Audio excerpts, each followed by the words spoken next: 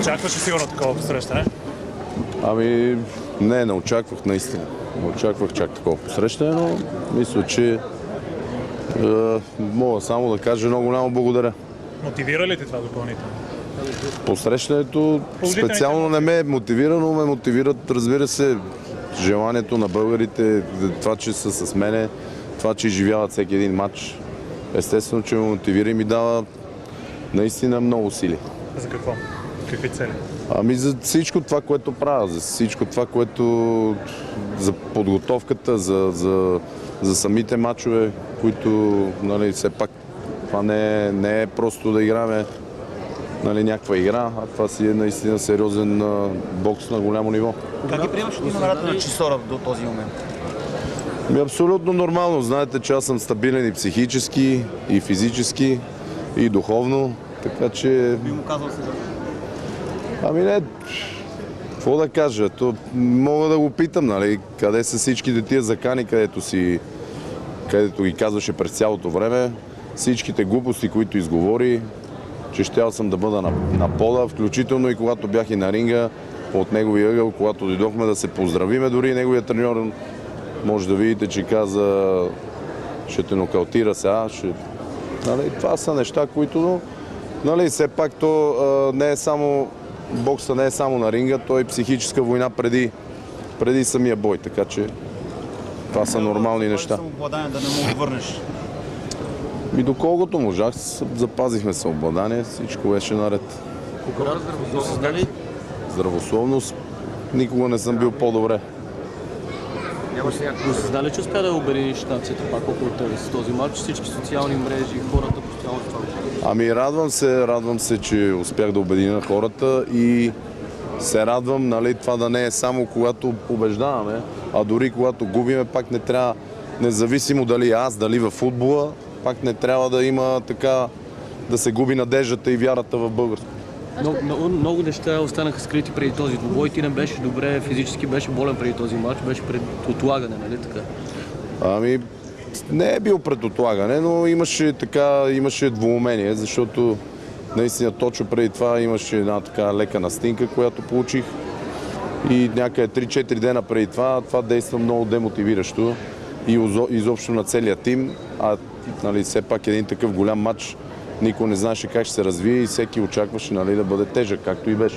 Как успя да се събереш и въпреки това да излезеш и да се представиш да победиш? Ами аз не един път ще кажа, че аз съм психически много стабилен и наистина силно вярваш и съм последният човек, който ще се предаде. Изглеждаш много спокоен наистина, да е уверен, подготвен. Да, бях добре подготвен, но пак мога да кажа, че мога много повече. Не бях така отпуснат, но пък, нали, за да бъде всичко наред, трябва да бъда и концентриран на 100%, а и в този момент не мога да бъда отпуснат, нали, както съм на улицата. Така че... Тайсън Фюри каза, че не е бил впечатлен от тебе, как приемеш това. Ами нормално, какво да каже? Той няма какво друго да каже, нали? Не може да каже, той е много по-добър от мен. Абсолютно нормално. Кога ще стане ясно? Благодаря му. Получи поздравления от Христо Стоичков, най-голямата легенда на българския футбол, специално за този мач. Ами, поздравявам го и него. Ние сме приятели с него, поздравявам го и му пожелавам да отпразнува един хубав юбилей. Дойде ли времето вече да се организира матч на Кобрата в София?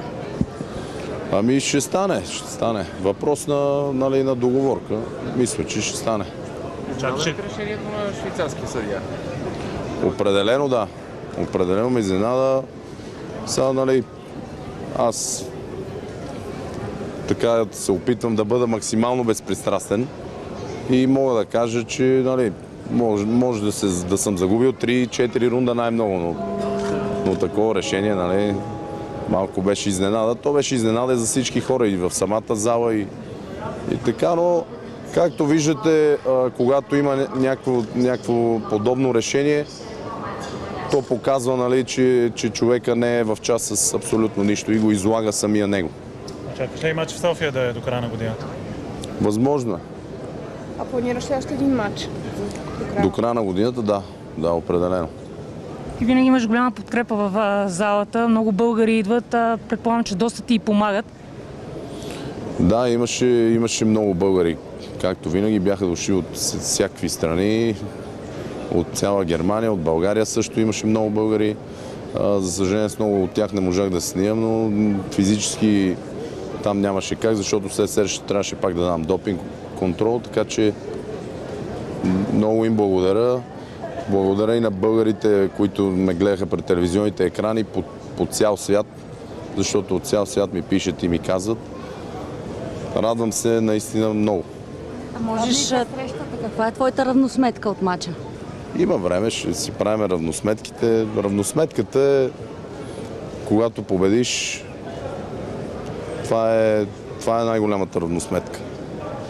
Нали, щом са ме победили, значи всичко това до момента, тези усилия, които съм правил, и не само сега, а и през годините, не са на празно. Има шанс още един елиминационен матч да играеш за световната ти в IBF. Кога може да очакваме евентуално такъв матч и имаш ли избор? Колкото разбрах сега вече, са казали от щаба там на Джошуа, че той ще играе, ще защитава титлата срещу друг боксер. Да, то пак са някакви интереси, нали, но това ще се види в времето. Може би ще защита европейската титла и така. Колко пари сте да победа на числото? Много. Колко пари взимате вие? Колко? Колко? Твоите са повече твоите. Вашите, не твоите. Говори се на вие, ние нали не се познаваме. За вас това ли е най-важното? Къде? Само това не е писано за мен. Напишете някаква сума. Колко време ще почиваш преди отново да влезеш в залата? Да, определено имам нужда от почивка и мисля, че е напълно заслужена. Не знам, нямам представа, може би месец. Смяташ ли, че за това време ще успееш да се възстанови ръката, защото показва след мача, че нали, от ударите си получил така възпаления? Аз не един път съм показвал, че съм много издържлив и мисля, че за една седмица ще се оправя.